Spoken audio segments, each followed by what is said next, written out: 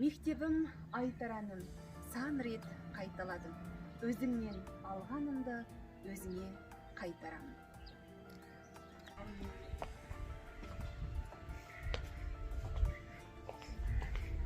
1997 жылы осы мектеп табалдырығын аттап, 2008 жылы асы алтын ұямнан ұшқан болатын. Ал 2013 жылы алтын ұяма қайтадан келіп, педагогтық қызметімді бастап кеттім. Менің жүрегімнің таңдауы осы Сатай Батыр атындағы орта мектеп. Мұғалім әрдайым ізденіс үстінде болу қажет. Ізденістің нәтижесін саналы ұрпақ тәрбиелеуге бағыттаған жөн.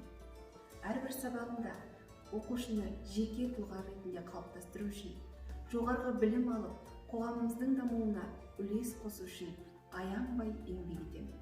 Мен өз мамандығымды жақсы көремін және мұғалімдік мамандықты мақтан етемін.